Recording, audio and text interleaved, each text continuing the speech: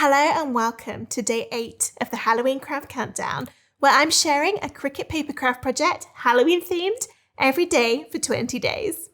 As you might be able to tell from what's out in front of me, today's project is a little bit on the large side. Let's take a look. Ta-da! This giant Happy Halloween sign measures a whopping 28.5 inches in width. But it can be cut on a normal Cricut mat from 12 by 12 US letter or A4 paper.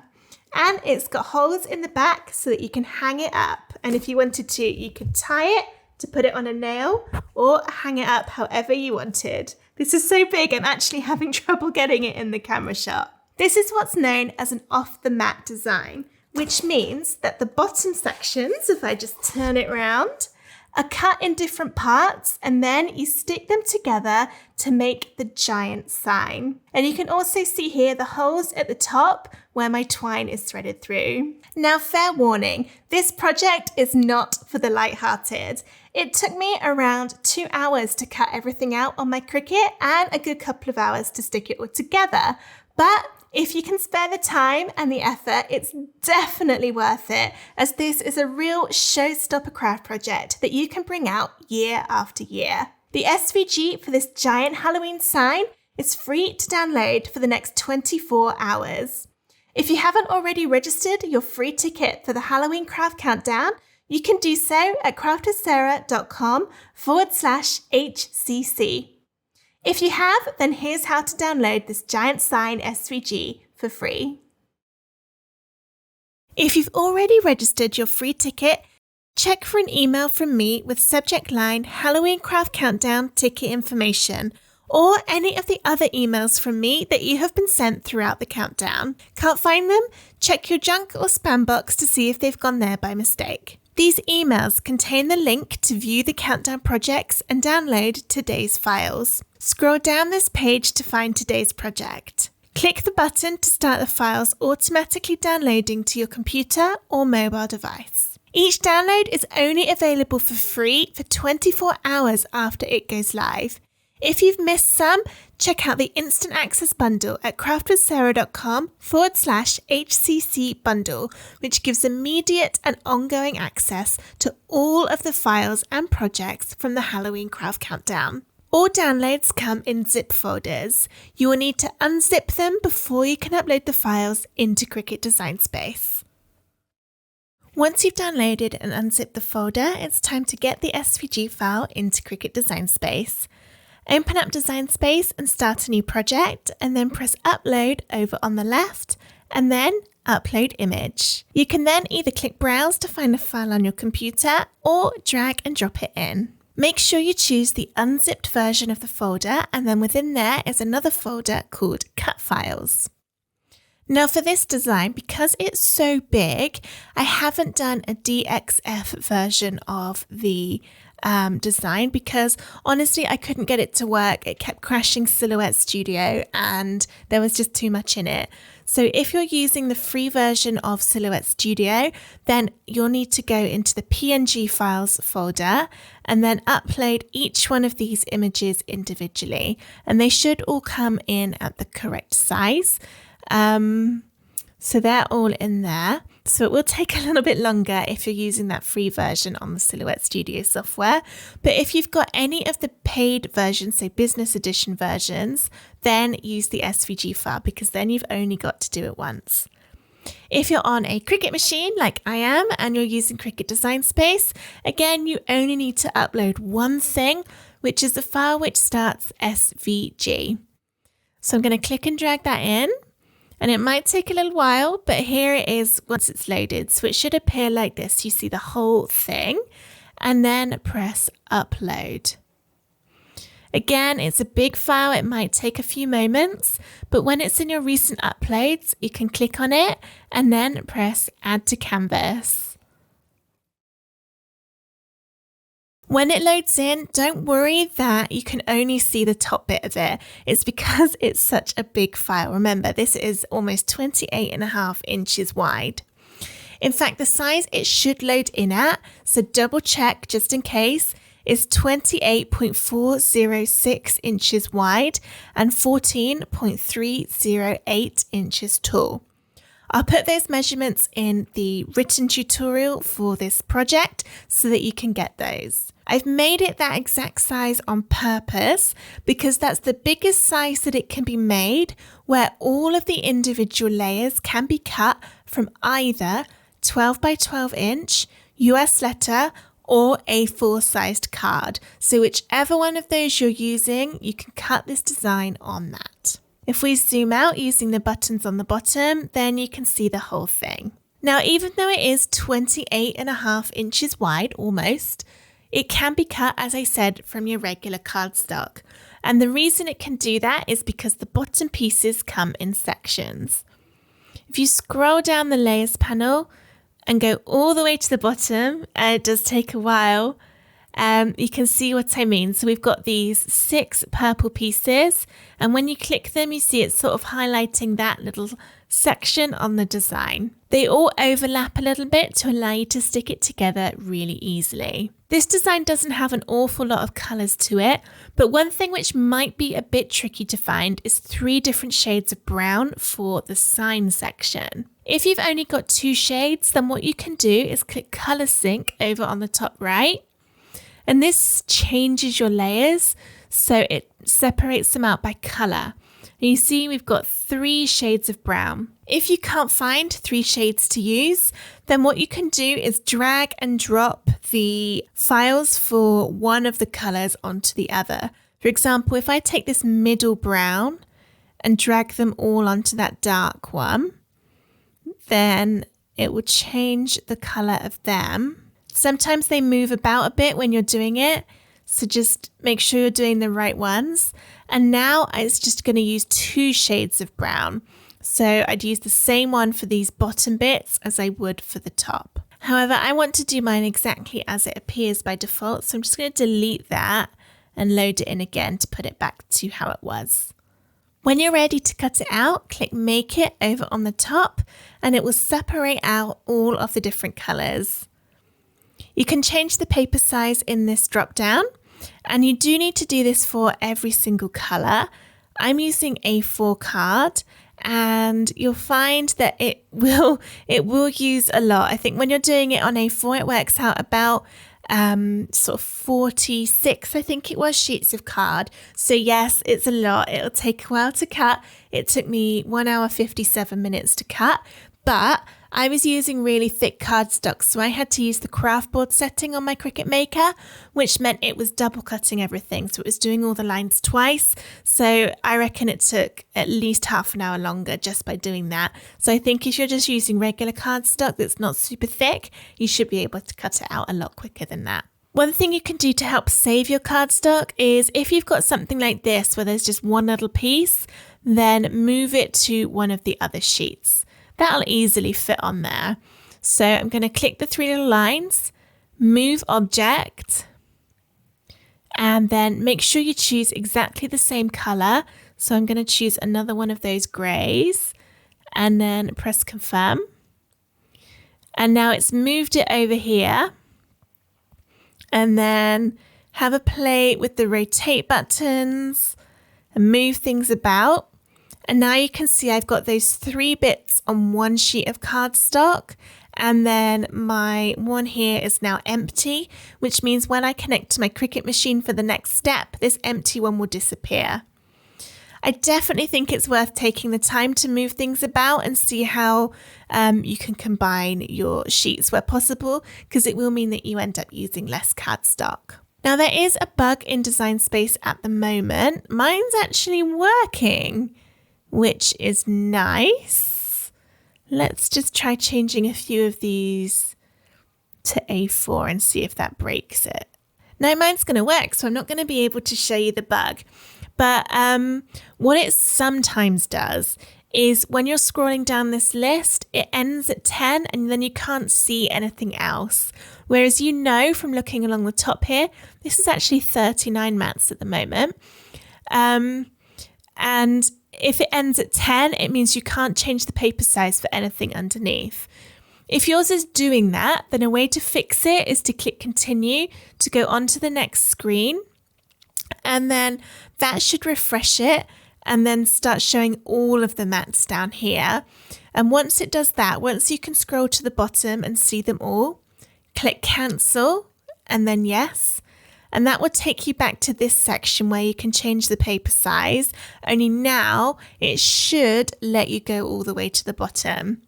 So if you're finding that Design Space is ending at 10 when it shouldn't be, just try that and hopefully that will fix it. But I'm actually pretty excited that mine was not doing that bug. So maybe Design Space have fixed it. Maybe Cricut have fixed it, which would be amazing. All right, so I'm not going to do every single paper size and move things about on this video because it does take a little while. So what I'd recommend you doing is just going ahead and getting all of your cardstock set up. One thing that will make it easier is once you've pressed continue to connect to your machine, have a look at how many bits of card on each colour you're going to need, and also the order in which the colours are.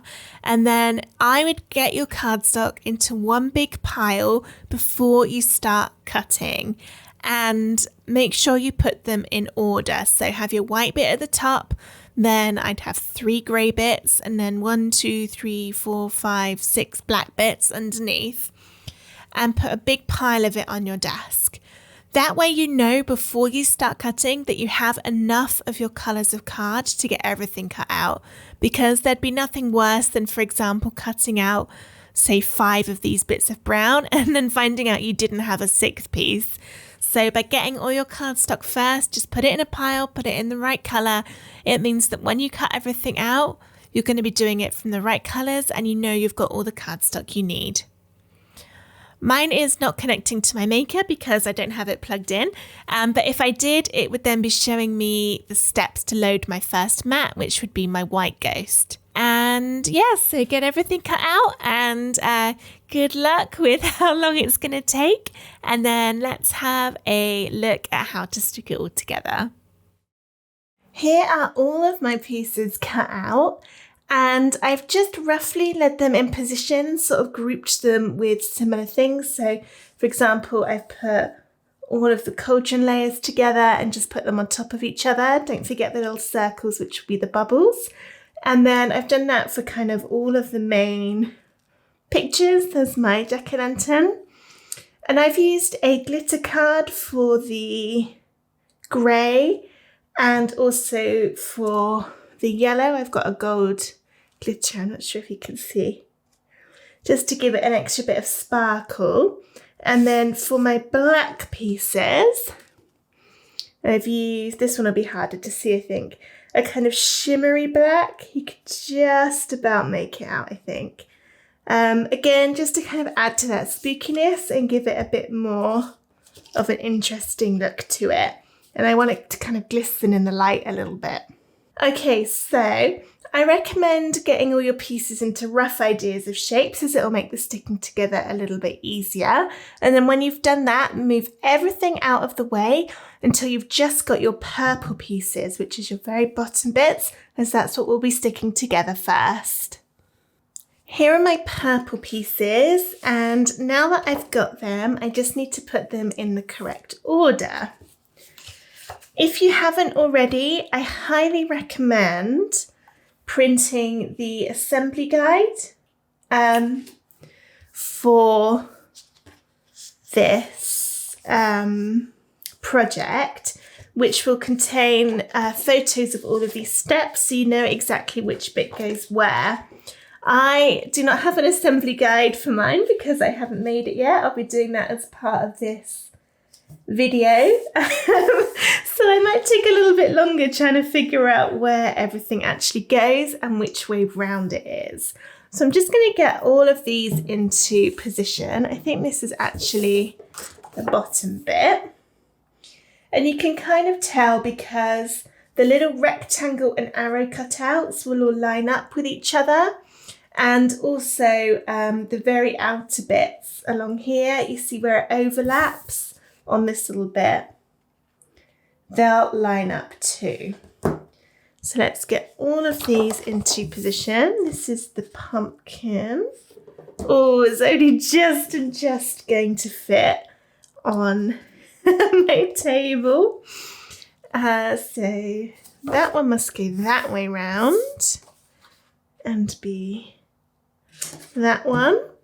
And then we've got this last one here. Okay. So I'm not quite lined up at the minute. You need to make sure those arrows and rectangles are perfectly overlapping. Otherwise, it's not going to stick together completely right. Okay, so that took a little minute and it's not quite straight at the moment, but I've now got all of these into position. And what I'm going to do is take some washi tape. You could also use masking tape or a little bit of sellotape, but be careful with sellotape because it might damage the cardstock. I'm just going to tack these bits to my work surface so that they don't move when I'm sticking all the bits together. Just a few little bits, and then I'll take them off one at a time. It probably would have been easier if I'd have started tacking them down as I was trying to line them up, because I had the little problem of accidentally moving one thing once I'd already got it into position. So you want to do 5 of the 6 and just leave one, which will be the one that will stick first. So I've got my tape on the 5 outside bits, and then this one I'm just going to slide underneath so that it's my bottom one. Again, make sure it lines up. Just getting this into place. And then I'll tack that one down too. Okay. So I'm going to use this as my beginner piece and then work my way around. So next I'll do this one. So let's take this tape off. Probably didn't need to tape this one, but I'd rather make sure I've got everything in position because this is your most important layer. If this isn't in the right place, then everything else isn't going to fit on top. So what we need to do is add some glue to the bottom of this along this top, and that's going to stick on there. So let's turn it upside down. And then the glue I'm using is called Kalal. I really like this because it doesn't bend or wrinkle the cardstock like other glues can do, and it dries quite quickly, which is perfect for making oversized designs like this one. And then I put it into these needle tip applicator bottles, which have teeny tiny tops on, which will make it easy for me to put my glue where I need it to go. All right, so I've already turned this upside down, and then I'm just going to add my glue along the top. So I'm lining it up along the bottom of that rectangle. I don't want to go below there. And you'll want to add quite a bit because this needs to be sturdy. And actually you probably could go a little bit over the rectangle, but I'm going to play it safe. Okay, so now we need to line this up again, and we're going to be sliding it underneath these 2 pieces. And remember, most of this purple is going to end up being hidden. So if you smush your glue out, as long as it's not on the very edge bits, you're not going to see it, so it's okay. Right, I'm going to put these bits back down and then move this about so that it lines up with the rectangle and the arrow on the other pieces, because we know all this is right because we've tacked it down, it hasn't moved. so we can make sure that this bit is exactly in the right position. There we go. Okay, now I'll move on to this top bit. And I'm going to tack this bit down again that we've stuck, just because I don't want it moving about on my craft surface on my table. So take this off.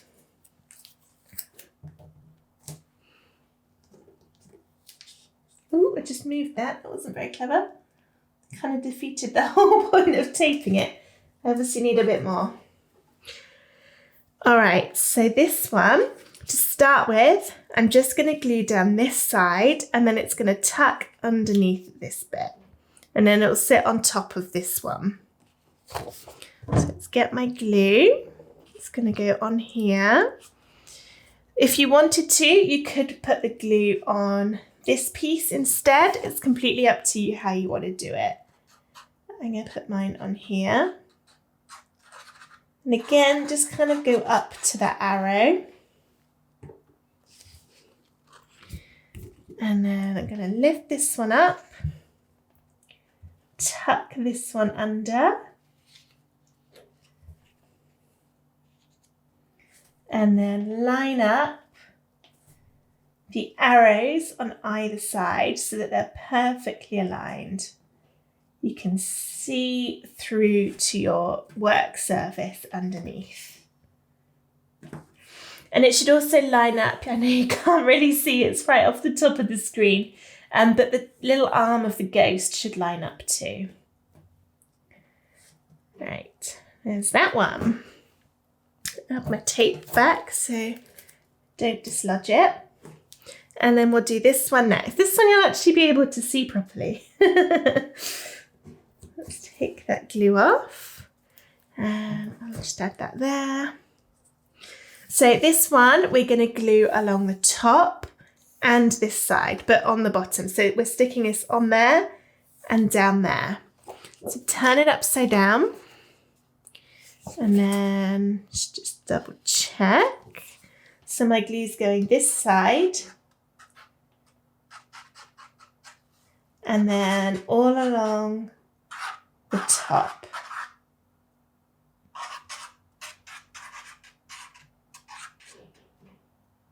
Okay.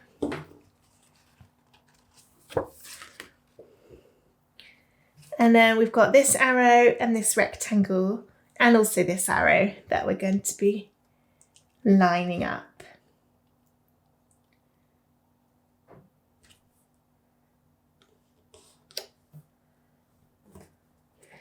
It gets easier the more bits that you've done because you know everything else is in the right place.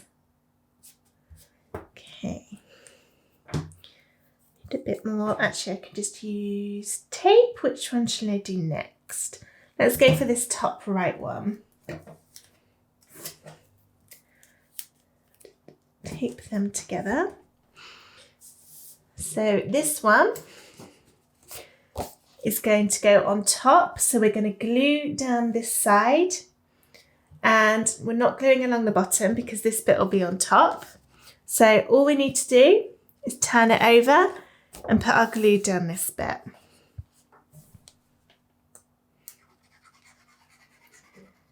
This might seem complicated, but it really is the most tricky part of the whole thing. Once you've got the purple down, the rest of it all kind of falls into place. So what I want to do is just get this bit out so it's on top. I'm going to tuck this one underneath it.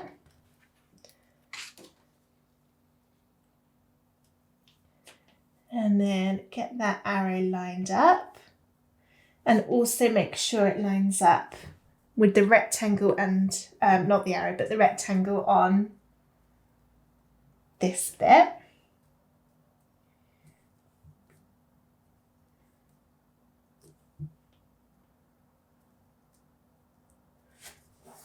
Here we go.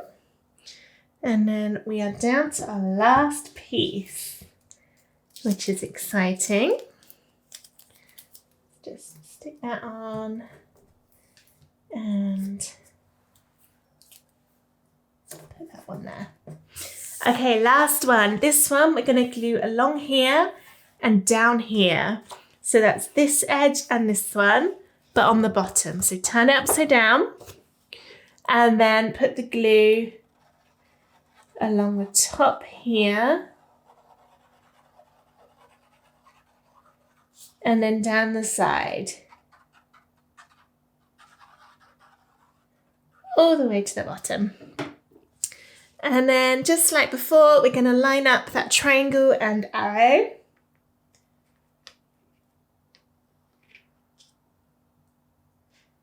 There.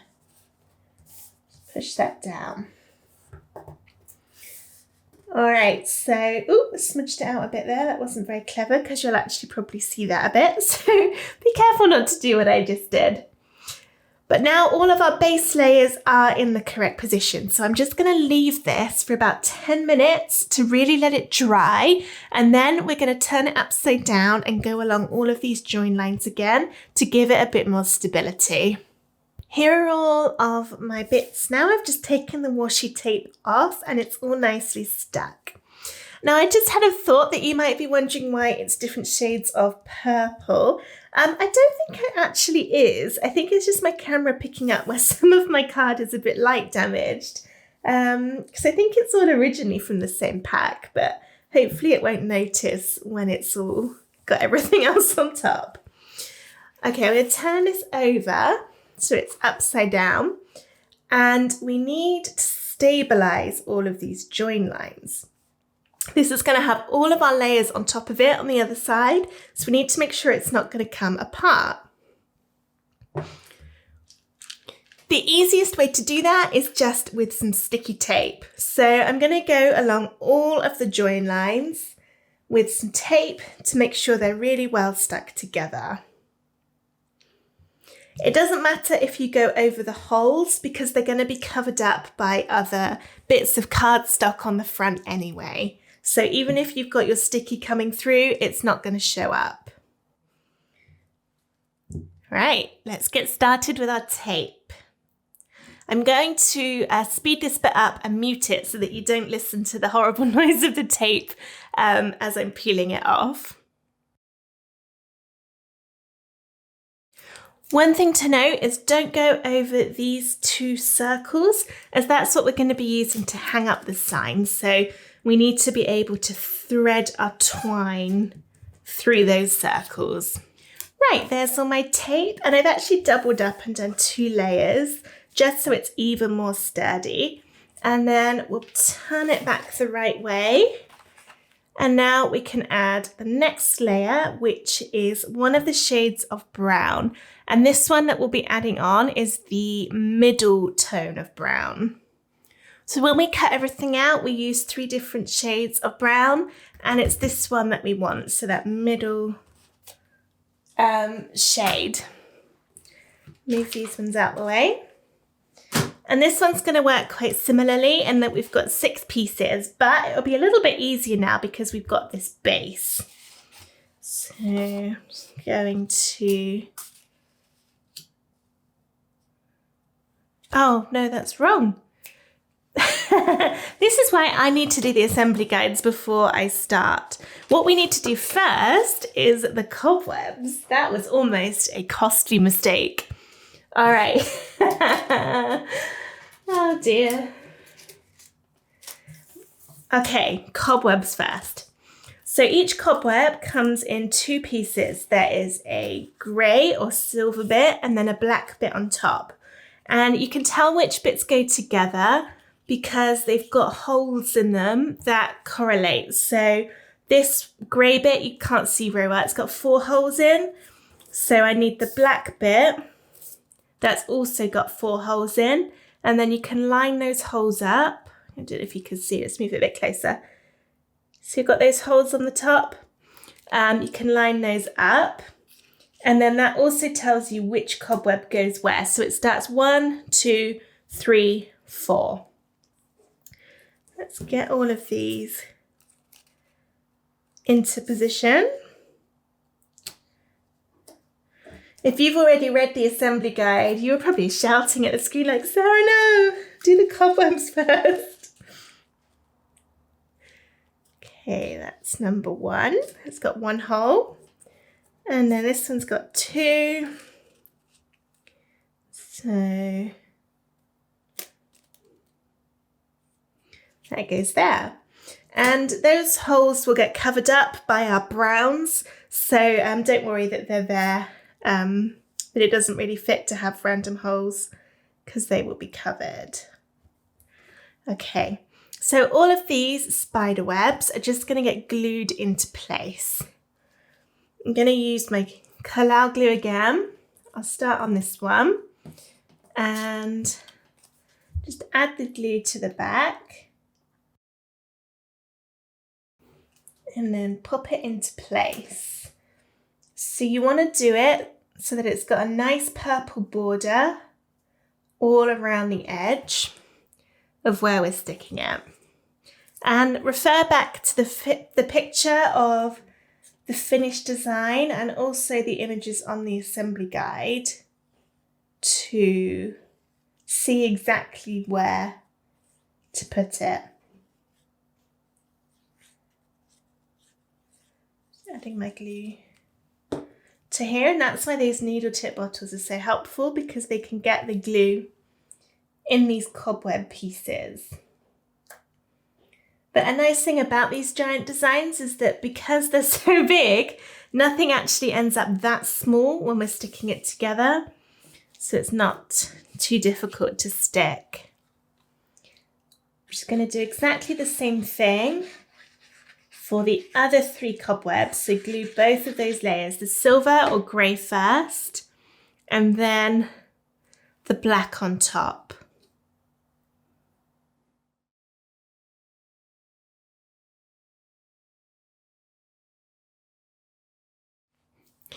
Right, spiderweb's done, and now we can move on to adding the next layer of brown. Before we stick the brown on top of the purple, we're first going to put all of the pieces together so that we know it's right, because it would be awful to stick one bit down and then get to the end and realise that we hadn't quite put it all in the right place. This one is easier than the purple because we can assemble it on top of that purple. So we're lining up those arrows, circles, and we don't have the rectangles on this one, so just the arrows and the circles. With what's already there on the purple. So a lot of that figuring out that we had to do on the purple, we don't need to do on this one.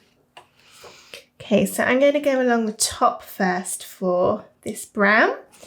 And so my glue needs to go down here.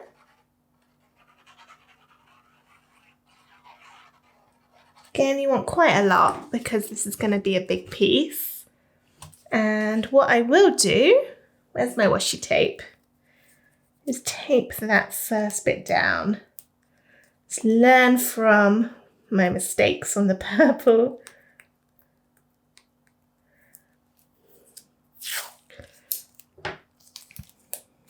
Okay. Let's get those 2 bits exactly lined up. Just stick it down. I'm going to add another bit on the side as well, to make doubly sure this isn't going to move. There we go. Okay. And then line up that arrow. So the reason I'm not putting all of these into place first is because we've already got these arrows underneath to use as the guides. So on this bit, we've got 2 arrows to be lining up. Okay. I must have gone a little bit wrong someplace because my ghost isn't quite lining up there, but I think it'll be okay. And then this one is going to have those 2 bits like that. So this one, the glue's going to go down here, but again on the bottom. And now we can line up the circle and the arrow. And now moving on to this one. So we've just got this arrow down here to be lining up on this one. So I'm wondering if it might be easier to start on this side. And the reason for that, actually that is what I'm going to do. The reason for that is that you can't see, it's kind of off the screen, but you can line up this triangle bit with the triangle line on here. Whereas on this one, because it's straight, it means you've only got that arrow as the point of reference, so it's a bit more difficult. So I'm going to start on this right side first and then put my glue on the bottom down here, glue along there, sorry.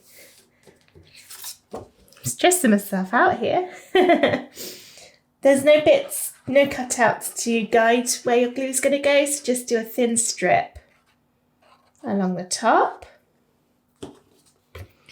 And then we can line this up. So I'm lining up the corner of the house and the arrow here.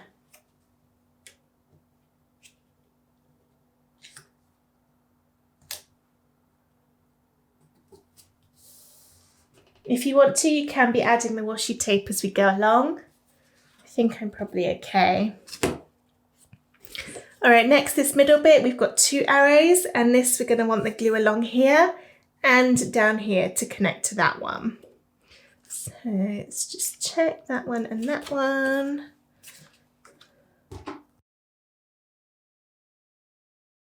And then our last piece, we've got that down arrow. And also now we've got a little curve here to make sure we've got it in the right place. It doesn't quite line up on this little edge here, but that's okay. That might be the design, or it might be because I've got a little bit out of kilter somewhere. I'm not sure which, but it's still going to be fine. So we want the glue along, so it'll stick to those 2 edges. Right. So what I'm going to do now is wait for my glue to completely dry and then turn it upside down and add some more sticky tape along all of those join lines. Here's the back of my brown with all of my sticky tape along the join lines. And then for this piece, it's up to you if you want to glue it or if you want to use your foam squares for a bit of dimension. I'm going to glue it because I think that'll be easier for when we thread the twine through, and also because this would need a whole lot of foam squares. You'd need to make sure you've got loads in the middle of all of these pieces to give it stability, because if you just put your foam around the edges, it means there's nothing to hold up the middle, and it's so heavy because it's 6 bits of card. It's going to dome downwards like that, and it means your outside will look raised and your middle won't.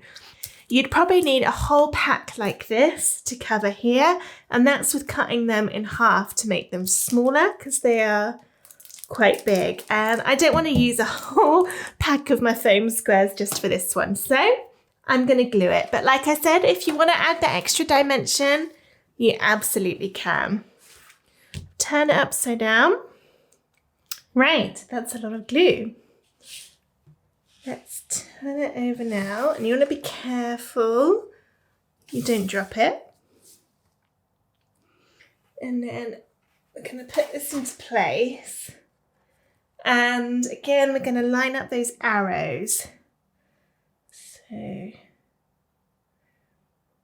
actually the holes is probably going to be a good place to start.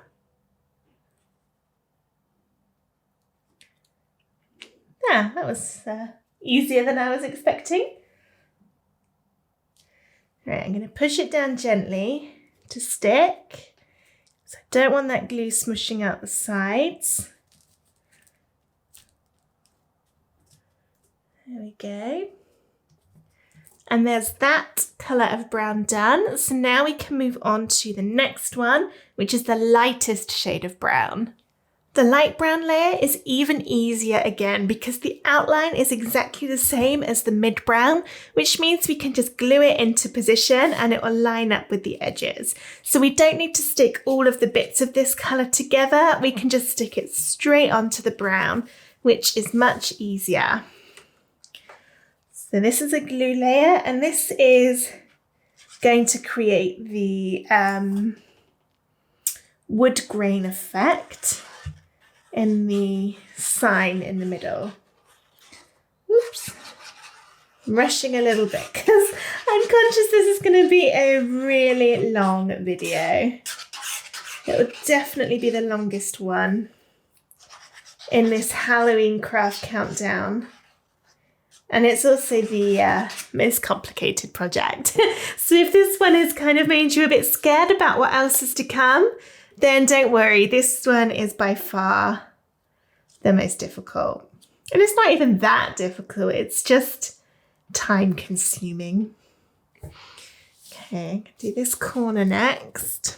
There's that done. And now it's time to thread our twine through the holes because the next layer, which is the darkest brown, is actually going to cover up those holes so that we can't see it anymore.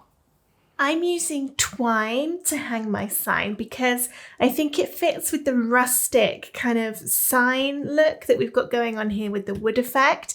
And also it's really strong because this is going to be heavy when it's finished. So you wouldn't want to use something like embroidery thread. I think that would snap under the weight of it, whereas twine is good. So I've cut a piece, quite a long bit, probably longer than I'll need, but I can trim it at the end. And then I'm going to go in the front in that left hole and then in the front again on the right hole. Go in and then pull it through.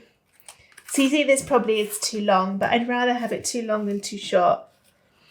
And then that'll just sit in so you can see that, but we're going to cover it up so it's okay. And then when you're ready to hang it, all you'll need to do is just tie a knot or a bow in the top. And then I can't really show you because it's too big, but it will pick up. Sorry, I just nudged the camera. It will pick up and hang it really sturdily and nicely. And you can tuck these hanging bits in between there. So you're not actually going to see the twine at all from the front. So whatever you're going to use to hang it up, just thread it in and then leave it. And then we can move on to the next layer, which is the darkest brown. Again, this one's fairly easy because we've got the lines. And I put some smaller circles in here just to help it be lined up, but you probably don't need them because you can just do it along the edge. So that was probably some wasted effort on my part. But what we need to do is this layer will be stuck on with our foam squares because we need to make sure along here it sits above this twine, and if we glued it, then this top bit, because it's sitting on there, will be taller than everything else and then nothing else will line up. So what we need to do is get all of these bits glued together into one large piece and then add the foam squares. So it probably would have been easier to do this before I put the twine through. You might want to take the twine out for the gluing just to make it easier to line this up.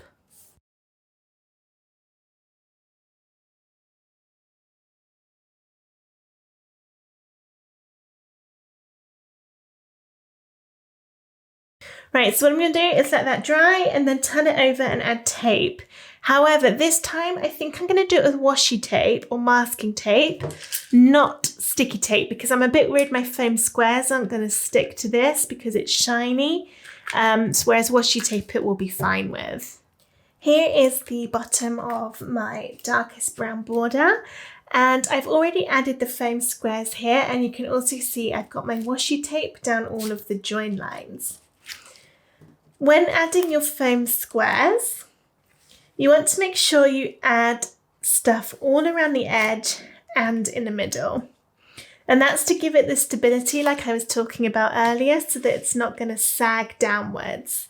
And I've got this around all of the different sides, so you can see them on there. This did use quite a lot. This was a brand new sheet when I started, so I've used all of those. And for this one, I didn't cut my foam squares in half because this is a heavy piece with heavy cardstock and it's going to have a lot on top of it. I've kept my foam squares whole. The only place I didn't was along this top bit, which is going to be the area that's covering the twine. And I've tried something here. I'm not sure if it's going to work, so I'll have to wait and see. But what I did along this bit on the top is I've cut my foam squares in half to make them thin, and then I've put one thin strip along the top and one along the bottom. So the plan is that my twine will be sandwiched in the middle of the two strips of foam. We'll see how that works. All right, so let's just pull that tight, get it in the middle. And then turn this over and attempt to stick it down. Oh, my ghost looks like it's moved a little bit. These layers aren't quite lined up. Okay. So I'm just gently dropping this down. Not actually sticking it yet because I want to make sure everything's lined up. That was pretty good. And then my twine is in the middle of those. Oh, look, my ghostie's not quite lined up. Should have checked that before I just started sticking. Okay. Why are you not lined up? But everything else is. I think it's because if you see here, I must have moved it a bit when the glue was wet. I'm not sure I'm going to be able to get him perfect now.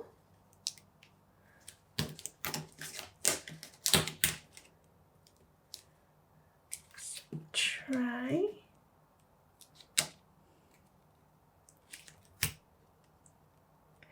It's going to be a little bit off on the top of that ghost and the cauldron. Everything else is okay. So I think I'm just going to have to put up with that. But it is only a teeny tiny bit. And actually it kind of looks like a shadow. So I'm not going to worry too much. I'm just pushing down to get all of that foam really well stuck. And now we've covered up those big holes where we've got our hanging piece. It still hangs beautifully. You probably can't see that. And it's just neatened it all up. I'll just take this up a little bit to try and show you what I mean about the ghost.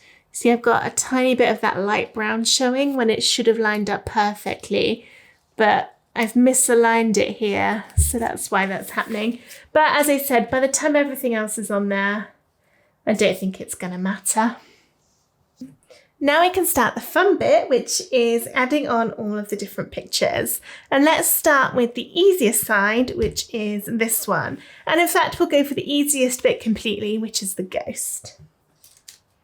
So our ghost comes with a white bit, and then we've got a black outline, which will be glued on top, and two little black eye pieces as well, which I've got over to one side. For the body of the ghost, this will be a foam square layer.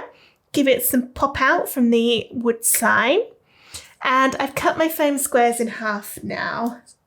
We don't need to use the big bits on these for the characters, which is good because it means we can save some materials.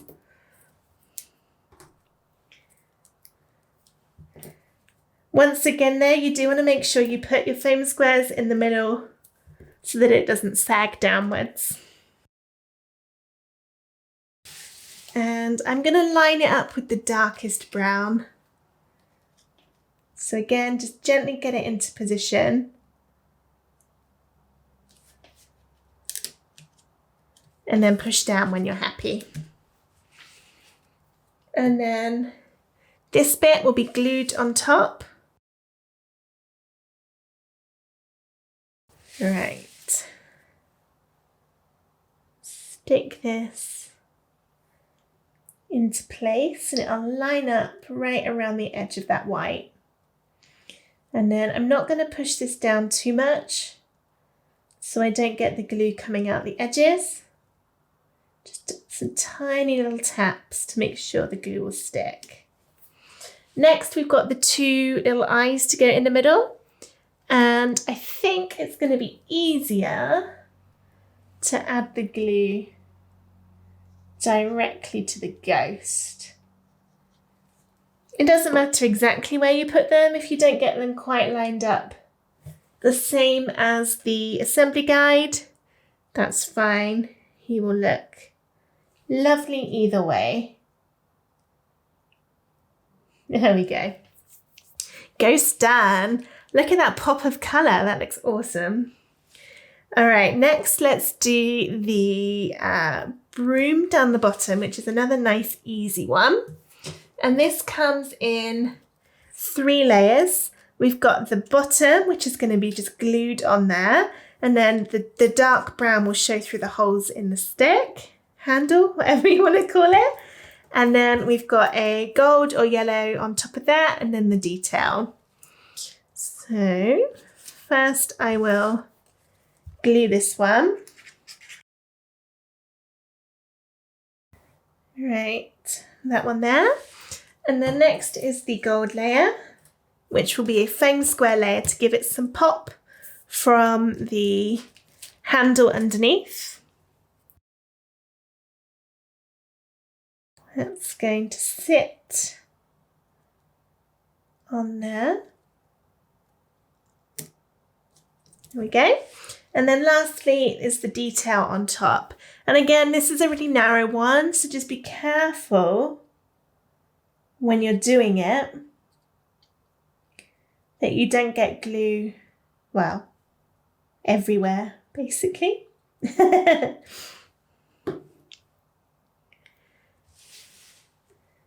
that's gonna go right on there. Perfect. Look how it's coming to life already. Next, we will do the cauldron and pumpkin. And we want to start with the cauldron because that sits underneath. The pumpkin hat will cover the cauldron in that corner. Here are my cauldron pieces. And I'm going to start with the little bubbles. Just put these into place. I think I'm going to glue these because they're so small, but if you were feeling brave, you could try and put some little bits of foam squares under them, but I'm not feeling brave. I'm not worrying too much about the sizes of these to match the assembly guide. I'm just putting them into the right position, and then I'll grab my glue and stick those down.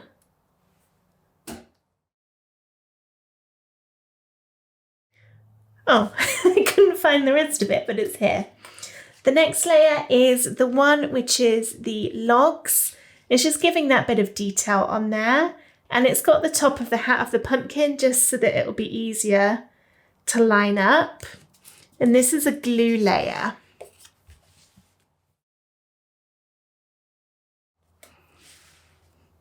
I need to keep moving this about so that you can actually still see it.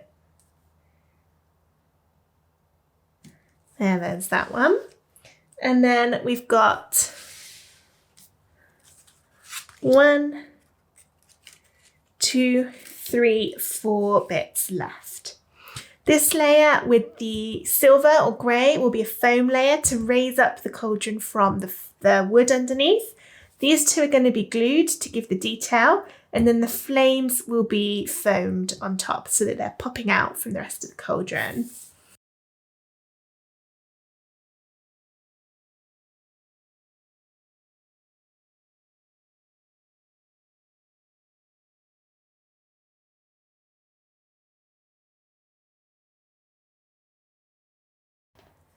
Ta-da! Cauldron done. Onto the pumpkin.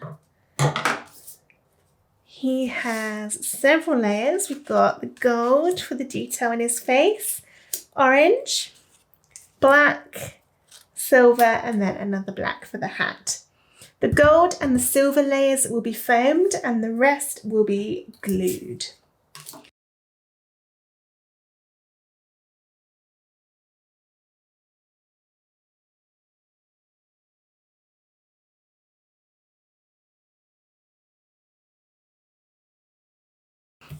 Right, the left side is now done. If I bring the whole thing back in, you can see how it's progressing. That's looking awesome. I love those colour pops. And next we're going to do the haunted house. This one is a bit trickier than the other pictures, which is why I left it till last, because it's so big that it does come in sections. We're going to start with the two largest yellow or gold pieces, and these are going to be glued on, so they're nice and easy. Start with the top one. And I did give it little ovals to line up, but actually you don't really need it because we're sticking it straight onto here. That one goes on there. And then next we've got this one.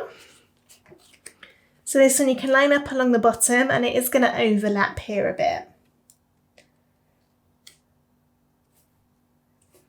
There. And then next we've got the black outline, which again is glued. So I will probably do the top first again, doesn't really matter.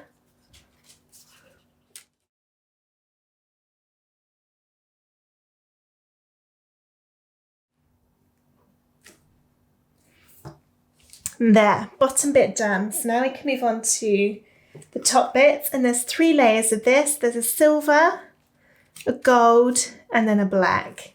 The silver one will be done in foam to pop it out, and this has 2 pieces again.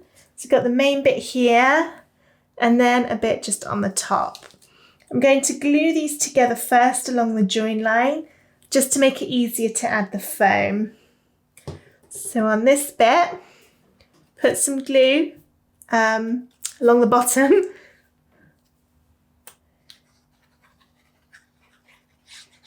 Quite a bit because this is glitter. And then hold that down along the edge, and then that one too. Just line it up so it's going to match the layer underneath. Now you will end up with some extra bats that have been cut out. We'll get to that in a little bit once we've stuck these layers on.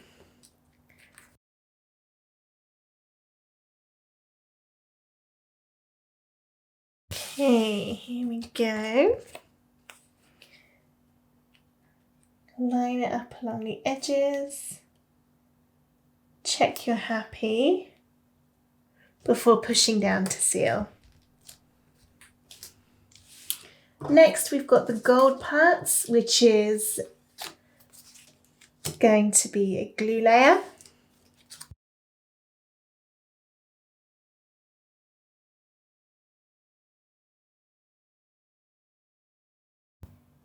Perfect. That's next. So you'll end up with a few more than you need. And that's so that if you want to, you can add some more. But what you're going to want is to find the ones that match the 2 that are on that bottom layer. And these are going to be foam squared up. The one that's here, you don't need any more for that. That's to look like it's in the background. And then I'm going to find the other 2 kind of different ones. And I'll use foam. Hopefully it'll stick to my glitter card. And then this one will go here. But I'm going to wait until I've done my lettering because I want to perch it on the corner of that letter. I'll do these ones now whilst I'm here. So just some little bits of foam on them. Doesn't matter if I use foam squares on top of it, that's not going to cause any damage.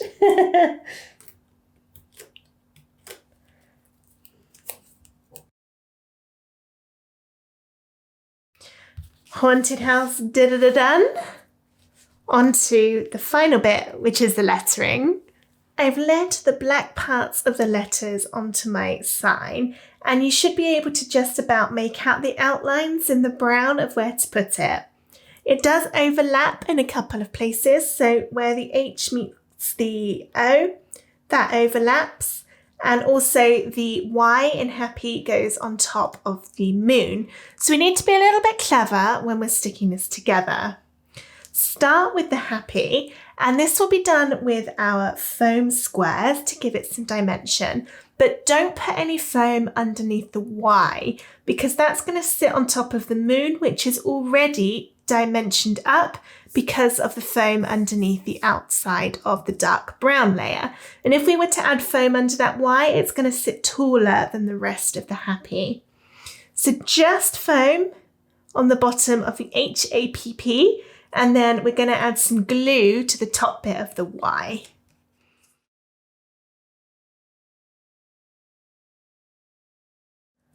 So that Y will just stick on top of the moon, and the rest of it, the dimension then matches.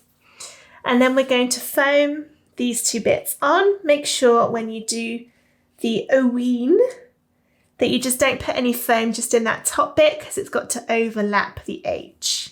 But the rest of it on both pieces can all have the foam. So I'm just going to pause the video and foam those on, and then we will be back to add the colourful letters to the top. I've used my foam to attach all of the black letters, and now I've just laid the colourful letters on top.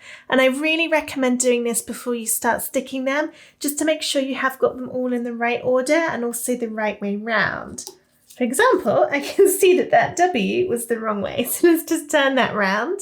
And it should line up so that you've got a nice even black border around the edge of them all. And check back to the assembly guide if you're not sure. Now earlier on, I left off one of the bats because I wanted to put it kind of perching on that bit of the Y. So I can do that now with a couple of bits of thin foam square to go in the wings. Right, put him a bit further away. Perfect. And now I am going to use my foam squares on all of the other letters. You can glue it if you want, that'll still look really nice, but I prefer a bit more of added pop to them, and also that then brings them in line with some of the other taller bits of the design. I'm not going to make you watch me foam all of those, so let's just pause the video, I'll get that done and then show you the final thing. And here we go, the layers have all been stuck with the foam, so this is finished. Well done if you've managed to stick with me to the end of the video.